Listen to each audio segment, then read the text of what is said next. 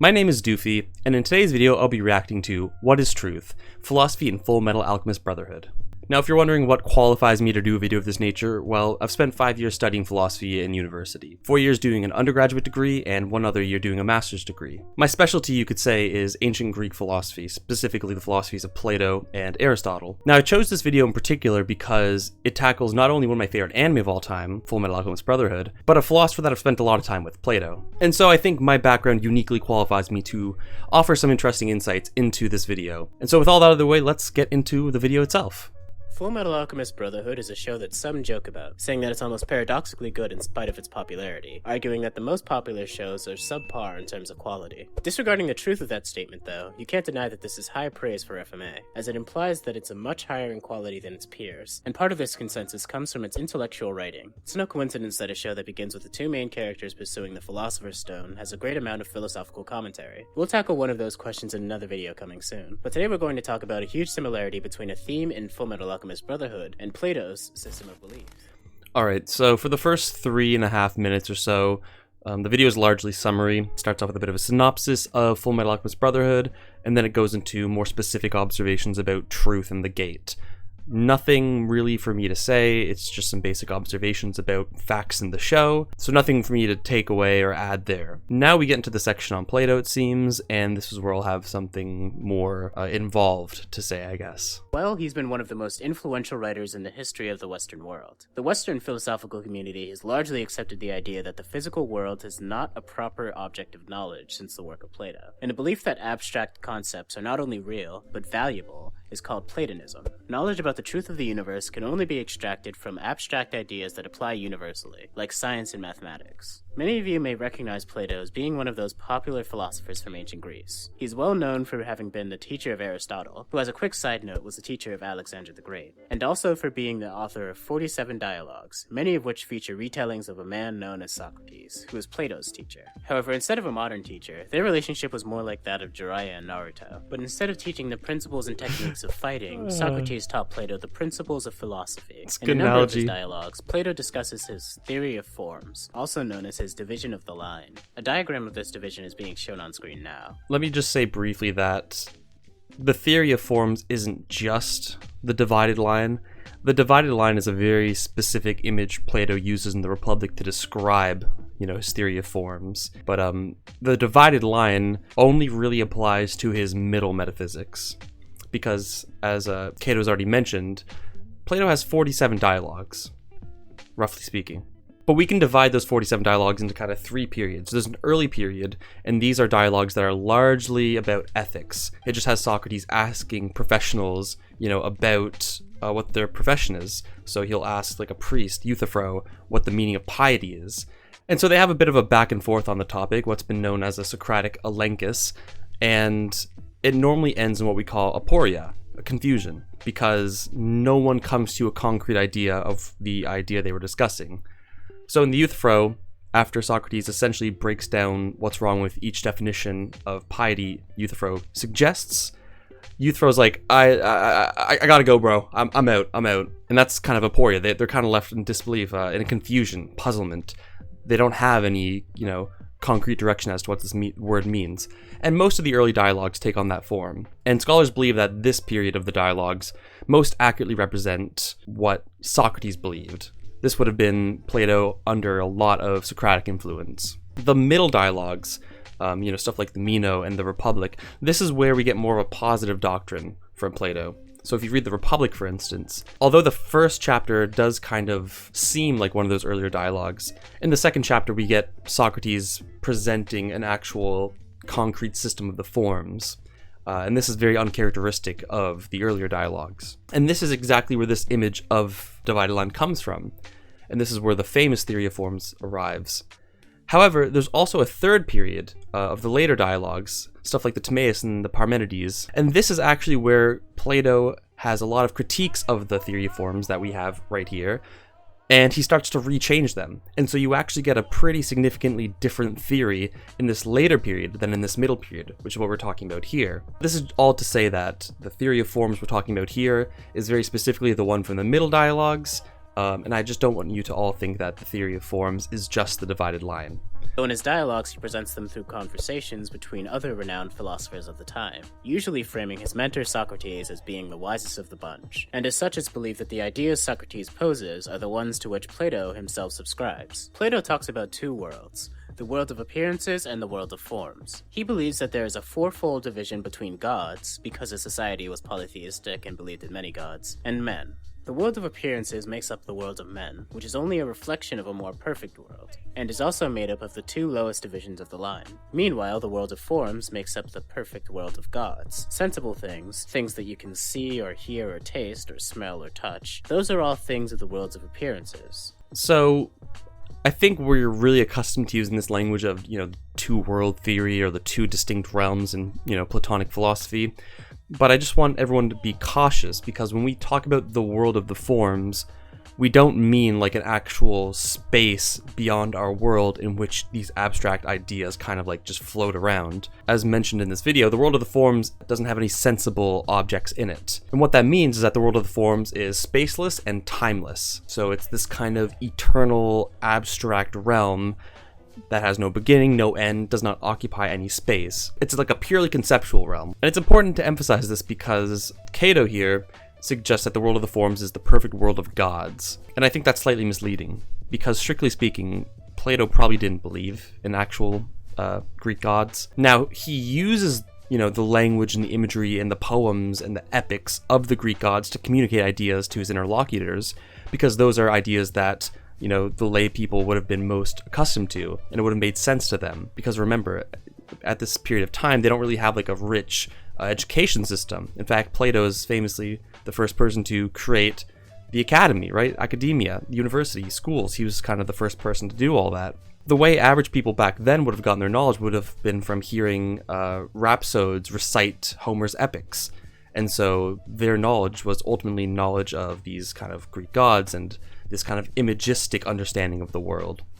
And so you'll often see Plato in the dialogues appeal to these kind of Greek gods and these famous poems and epics to try and communicate his ideas, but that's not a concession of him thinking that these things actually exist. And in fact, in the Apology, he's tried specifically for not believing in the gods of the state, but creating his own. And the creating his own bit is just, we might interpret as, this kind of voice of reason in his head telling him what he ought to do, not as an actual god. The misleading part, I should emphasize, is that the world of forms is eternal, it's spaceless, it's timeless. And not only is it probably incorrect to think that Plato believed there were gods in it, but even if he did think there were gods in it, they wouldn't be like humanoid beings walking around in a world beyond ours. Like I said, the world of the forms is eternal, and eternal means without beginning or end. Just, there's no temporal sequence, it's just allness forever. And so even if the world of forms had gods in it, it wouldn't be like humans in another world. It would literally just be this kind of being that made all of its decisions at once for all of eternity. There would be no temporal sequence of events. So yes, we will talk about two worlds a lot, but the world of forms is like a purely conceptual world. It doesn't have any physical space, it's eternal, and it's certainly not occupied by human-like gods walking around and, interfering with human affairs. Sensible things, things that you can see or hear or taste or smell or touch, those are all things of the worlds of appearances. To Plato, they're worth very little because they're only temporary. Just to expand on this point, the reason that these sensible objects are worth less to Plato than the forms has a little more to do than just the fact that they're temporary. There's a kind of mantra you might be able to apply to a lot of these ancient philosophers that goes something like this. The quality of thought depends on the quality of the object. So, for Plato, as Cato mentions quite correctly, yeah, this physical object is temporary. I can break the glass, and that's it for the glass. I'll sweep it up and I'll throw it in the garbage, and it's gone. And so, any thoughts we have about this glass are going to be very much of the same. It's going to be limited to this particular glass and the particular qualities of that glass, and that's very inadequate for Plato. What we want is a kind of higher level of knowledge that is more certain, that's more stable. That's the goal. And so, if we want to achieve that level of knowledge, we need to direct our thoughts towards objects that have a similar quality, that are stable, that are eternal, dare I say. Only when those are our objects of thoughts can we have this kind of certain knowledge. And so that's why he wants us to look to the forms, because those are stable, eternal, unchanging, immutable, etc. And because they have all these qualities, our thoughts about them will also have those qualities. And so that's why the sensible objects are less meaningful to Plato, because the quality of thought you can get out of them is much, much lower, and can actually be misleading, can be dangerous in a sense.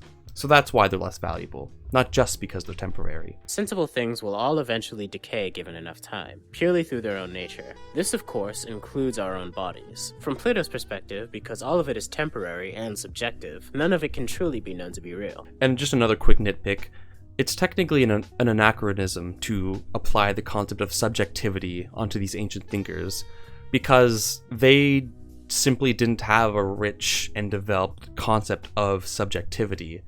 I think a lot of philosophers credit the first kind of sense of modern subjectivity to Descartes. So Plato certainly didn't have that. So, for the sake of historical accuracy, it would be inadequate to use the terms subjective when talking about Plato. Not entirely wrong, but just not adequate to how he would have conceived of things. We live in a very materialistic world. We know someone has worked because of the money they've earned, which is demonstrated by the material things they buy with that money. To Plato, none of this matters, and none of it will bring you any closer to truth or to knowledge. To him, the goal of man is to climb higher along the line. I just want to take a little pause here also and explain something, I think, a common misconception about Plato. It is true that he ultimately values the kind of physical world a lot less than the intelligible realm, the realm of the forms. That's certainly true. But for many, this kind of raises the question, if true knowledge can't really be attained here on Earth, what should we do? How should we go about getting true knowledge?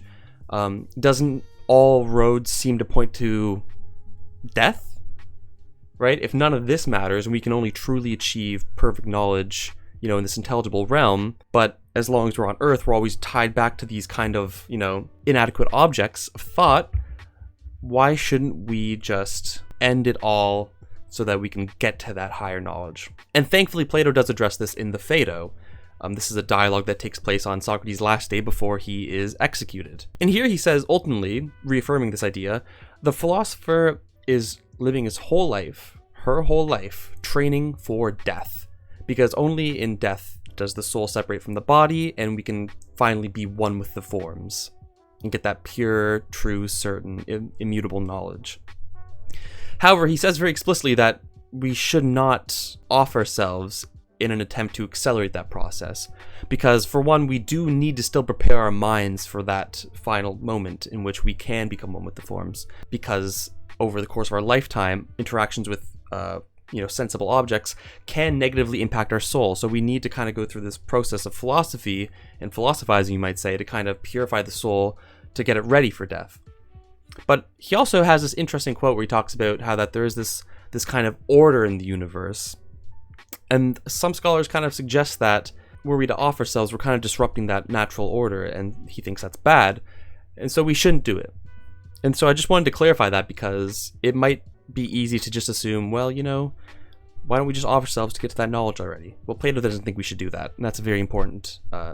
It's very important to clarify. To him, the goal of man is to climb higher along the line. The top represents everything good. It represents knowledge. It represents truth. Ultimately, it represents God. We have to be incredibly careful when we talk about Plato and God, because Christianity didn't happen until a few hundred years after Plato. Plato had no idea who Jesus Christ was. He had no idea about Christianity.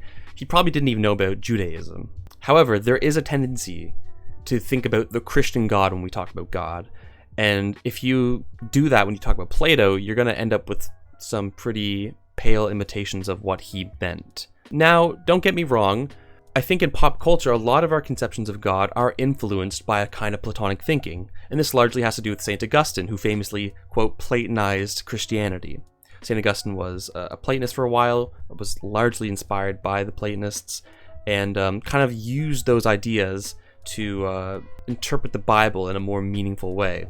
And so a lot of our ideas about God are kind of colored by this Platonism. However, we have to be careful not to import those backwards into Plato, because he simply didn't know or believe in such a God. Now, if we're going back to that divided line, at the top of the line we have the good, which does have some very similar qualities to God, in that, it's perfectly good, it's eternal, it's immutable, all the common attributes we would attribute to God.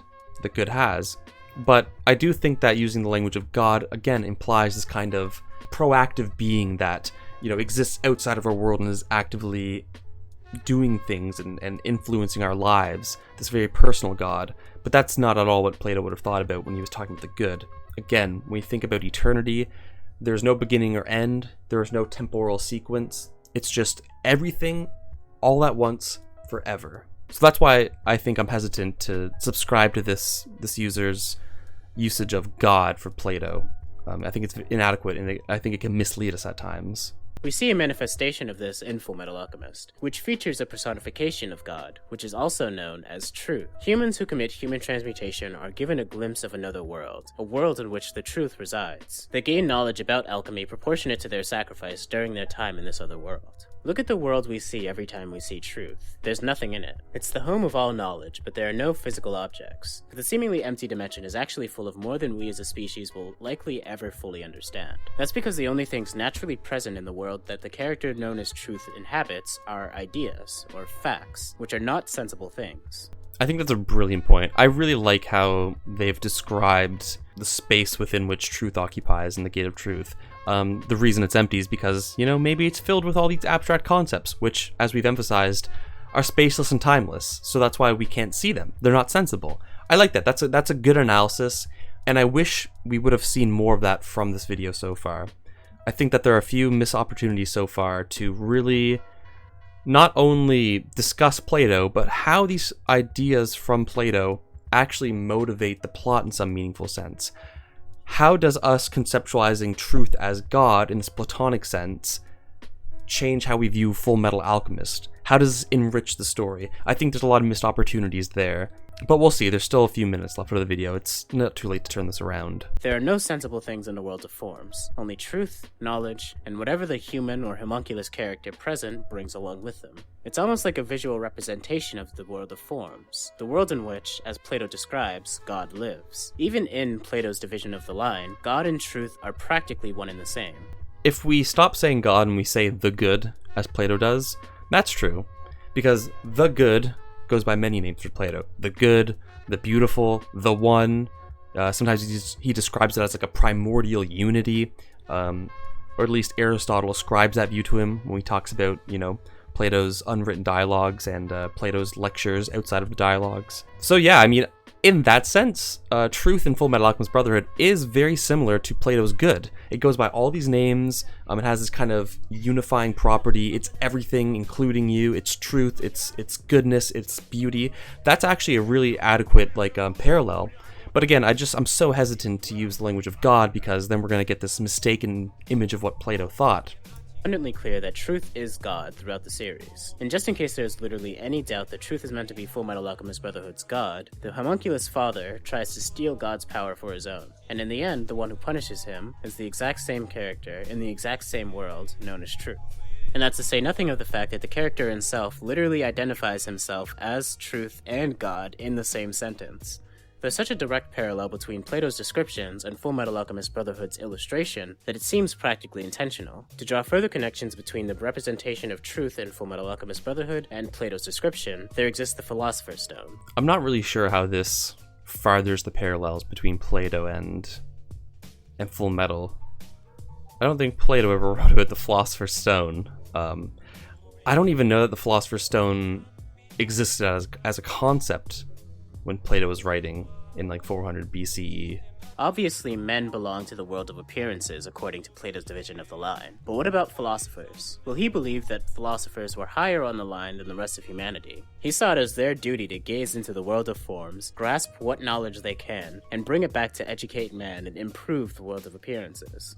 That's technically true, yeah. Philosophers for Plato are better than the average man. It's very conceited. It's very much in the spirit of all philosophy, thinking that philosophers are better than regular people, or that my philosophy is better than earlier philosophy. It's very in keeping with what we know of the history of Western philosophy. I just always cringe a little when I hear it because look at where we are now, boys. Look at where we are now in philosophy. Oh, how we've fallen.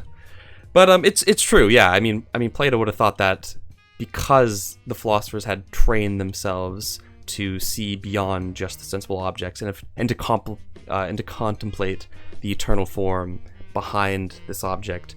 They obviously had a higher level of knowledge, and with that higher level of knowledge in mind, they had the responsibility of, educating the lower classes. Plato lays all of this out in the Republic. He has this whole schema of how the ideal city should run, the different classes in it, the education for them, what they should all do. It's interesting. It's worth a read. You could say that alchemy operates similarly to that description. An obvious example is what happens to humans who attempt human transmutation. They're literally dragged into the gate of truth, they gain knowledge, and they're sent back to their world. Just replace philosophers with alchemists. Of course, the process is less pleasant than Plato probably envisioned, but otherwise there are a lot of similarities. And all of alchemy operates in the same way, just to a lesser extent. Every time alchemy is performed, the gate of truth is involved, as evidenced by Edward Elric's inability to use alchemy of any sort after he sacrifices his personal gate of truth to regain his brother Alphonse's body. The Philosopher's Stone acts as an amplifier of an alchemist's abilities, and allows them to transmute without any sacrifice. It eases the alchemist's ability to grasp the truth and use it to change their world, which is a direct parallel to the goal of a philosopher as described in Plato's dialogues. I think now I'm more on board with this parallel between the Philosopher's Stone and Plato. I was a little hesitant at first, but I like this. I like this. However, I also think there's a connection to Truth's motivations here. The homunculus known as Father spends the entire series attempting to gain the power of God. After he fails in doing so, he's personally berated by Truth. It seems that Truth's goal is to teach him a lesson in humility. Two things here. One, as long as we're talking about Plato, again, I'm just so hesitant to ascribe the good any kind of motivation or any kind of human-like attributes.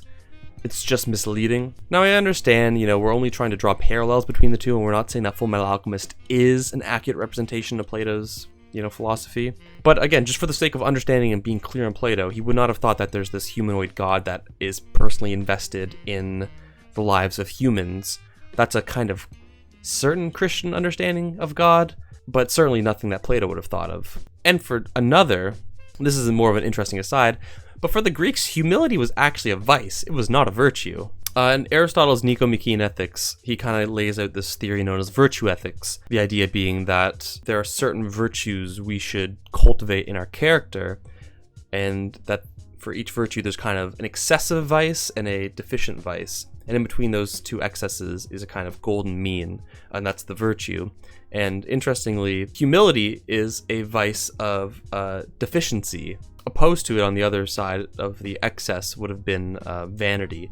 And so the virtue between these two extremes is modesty. So if we're operating within the kind of Greek realm, the Greek paradigm, which I assume we are if we're going to talk about Plato, it would seem strange for Plato to have a god that tries to instill humility into people when, for Plato, humility was likely a vice and not a virtue. But that's more of an aside. That's something that Aristotle talks about more than Plato. I'm not even sure if Plato addresses humility in any substantial way. But what's important to know is that when Aristotle was writing the Ethics, his list of virtues and vices were pretty much being drawn from, the way ordinary lay people would have talked about virtues and vices.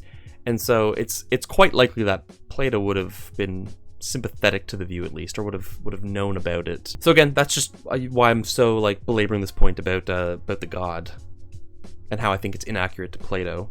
Elric sacrifices his own gate of truth, knowing that he will no longer be able to perform alchemy. Truth congratulates Edward and says that he's found the answer. Symbolically, Edward is giving up his position as a philosopher, someone attempting to climb up the ladder by giving up his gate of truth, accepting his place in the world of appearances. It appears that the lesson that Truth is trying to impart is that humans should not aspire to be him, but aspire to be themselves. That's a really interesting comment. I like that a lot. This is the first time in the video that I think Cato is truly doing some good analysis of Fullmetal Alchemist Brotherhood. Because hitherto, what we've got is this. Summary of Fullmetal Alchemist Brotherhood, summary of Plato, how they are similar, and that's it. And while I'm all for using anime to teach philosophical concepts to people, you try to teach somebody about something more conceptual by looking at something more concrete that they enjoy, and that's one way they can learn about philosophy. So I'm all in favor of using Fullmetal Alchemist to teach people about Plato. that's fine. I just don't think that these ideas were used in an effective way to really demonstrate how these Platonic ideas really motivate Fullmetal Alchemist, or they haven't really been tied back to the anime in any really meaningful way. It's just more so look at how it kind of has this parallel to Plato. But here we have something very interesting. We have something very anti-Platonic, and I think that there's a lot of room to explore this idea, because Plato would have never said that we should give up on truth and just live in the realm of appearances. So, in doing so, Fullmetal Alchemist is kind of offering a commentary on Platonism and saying, like, look, this is kind of a problem that can arise through Platonism. And I think that would have been a really good angle to stress more and to just go into more depth with. But unfortunately, we only get a little sliver of it. So it's a shame. It's a shame. Of course, I cannot speak with certainty for whether or not Hiromu Arakawa intended for these parallels to be drawn. Try as I might, I couldn't find any interviews with the mangaka herself confirming or denying any direct Platonic inspiration. But the idea that it could be a coincidence is kind of interesting in itself, really. I'll just say here that it makes sense to me that this is a coincidence after all, because if you think about it realistically, Plato was one of the earliest writers in the history of Western philosophy. You know, he's writing in 400 BCE. And so naturally, a lot of the ideas he was going to arrive at would have been just some of the first ideas to have come to mind, you know, and to be examined critically. And because of that, I think a lot of these ideas are very intuitive. I do think that for a lot of people, if you were to just recite the theory of forms, they'd be like, yeah, that kind of makes sense to me. And so I think a lot of these ideas are just kind of very natural to us in a sense. I think Plato just went the extra mile in really articulating them and drawing it, the consequences of them, and just kind of bringing this unparalleled rigor to developing it as an almost kind of system. I'm hesitant to use the word system with Plato because his thoughts and ideas develop so much across the dialogues that it's hard to say that he has one coherent system. But at least for the theory of forms in the middle dialogue, you know, I think he's just really developing and articulating a pretty intuitive idea. But later in his career, he came to find out some of the problems with that theory, which caused him a lot of difficulty. And some people think he never really was able to adequately address the problems, and that's why in a lot of the later dialogues, you have him kind of resorting to a lot more mythology or imagery. You know, like in the Timaeus, he talks about this demiurge kind of unraveling the forms to create the world. Very imagistic descriptions because he's just struggling to find philosophically adequate language to describe his ideas. Now, some people think that Aristotle was able to find philosophical and technical jargon to really describe what a lot of later Plato was getting at, but that's a whole other discussion. All that to say is, I think Plato's idea is intuitive. I think a lot of us can come to them on our own without having even read Plato because they're just so intuitable. I like to think that Hiromu Arakawa, a Japanese woman of the 20th century, is somehow on the same wavelength as this ancient Greek patriarchal philosopher. Who knows whether Hiromu Arakawa read any of the Platonic dialogues? Well, she probably does. Ask her for me next time you see her. Alright, that was a fun video. Definitely some inaccuracies regarding the Platonic philosophy. I also wish they would have used the Platonic philosophy to better analyze Fullmetal Alchemist instead of just showing how Fullmetal Alchemist parallels the Platonic philosophy. But it was enjoyable, I had fun, and I hope you guys had fun too. If you want to see more content like this, don't forget to rate, comment, subscribe, leave a comment on any other videos you'd like me to react to in the future. Otherwise, I hope you all have a great day. Peace and love, baby.